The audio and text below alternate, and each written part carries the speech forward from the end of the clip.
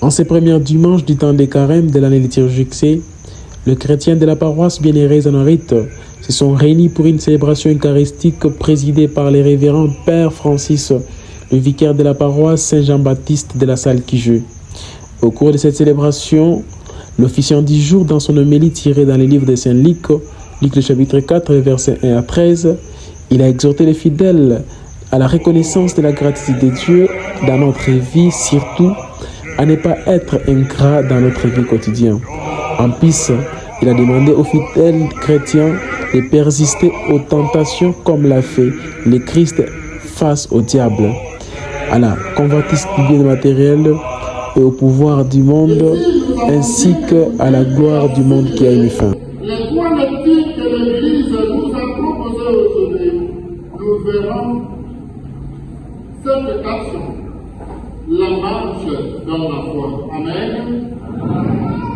Dans la première lecture matinale de la loi mosaïque d'Étronome, nous voyons où Moïse leur donne à l'homme l'accès de grâce. C'est que notre école, nous pouvons interpréter comme la dîme, comme une action de grâce, mais ce n'est pas notre prière du passé. Lorsque nous offrons quelque chose, nous donnons une offrande, nous la donnons parce que nous croyons, parce que nous avons la foi et parce que nous marchons dans la foi. Voilà pourquoi Moïse leur a prescrit de tirer une dixième de leur récolte. Mais Moïse a insisté. La première prémisse, le prix de leur récolte, tout ce qu'ils récoltent en premier doit être donné au Seigneur pour faire une reconnaissance et montrer la gratitude au Seigneur. Et nous prions cette reconnaissance et cette gratitude de tout ce que nous faisons. Mais bien. Amen. Pourquoi Moïse a insisté? Parce qu'ils il avait bien. Mais le Seigneur les a tirés d'où ils étaient pour les placer où ils sont maintenant. C'est-à-dire que ceux qui sont devenus et ceux qui sont appartiennent à lui au Seigneur.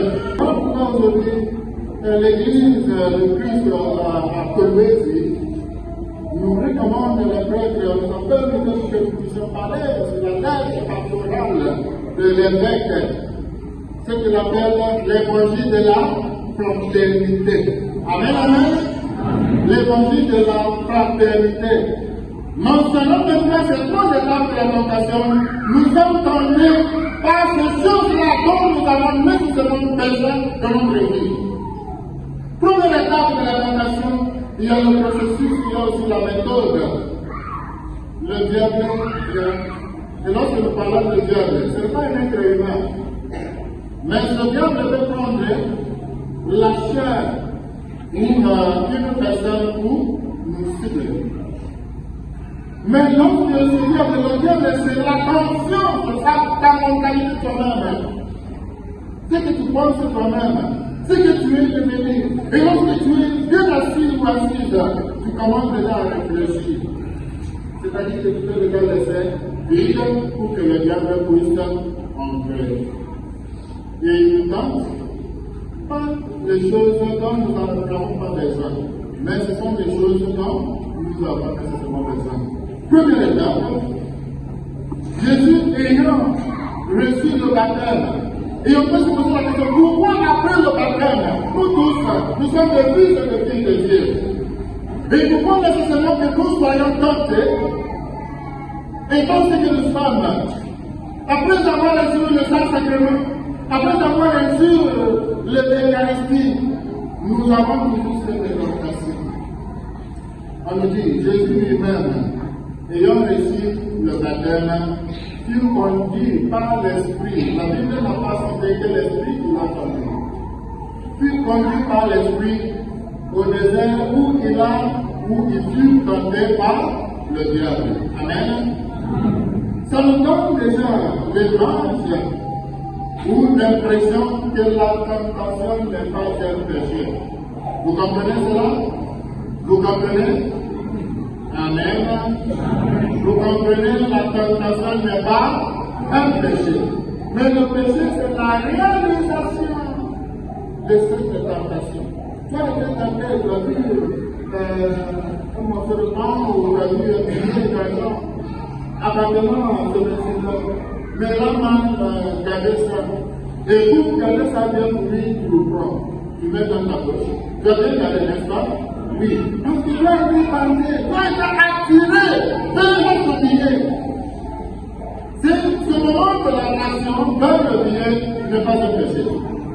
Mais le fait que tu t'es déplacé où tu étais, pour aller récupérer et mieux placer et mettre ça en utilisation, tu utilises ça en dehors de la connaissance du propriétaire, c'est là où il y a le péché.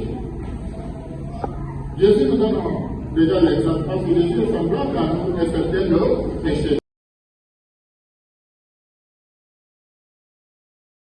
Puis la messe s'est poursuivie avec sa deuxième partie qui est la célébration eucharistique au résumé du temps des carême, comme l'a exigé l'évêque de Kolwezi, Monseigneur Richard Kazadinkamba, que la messe sera dite sans instrument pendant ce temps des carême, surtout dans la méditation.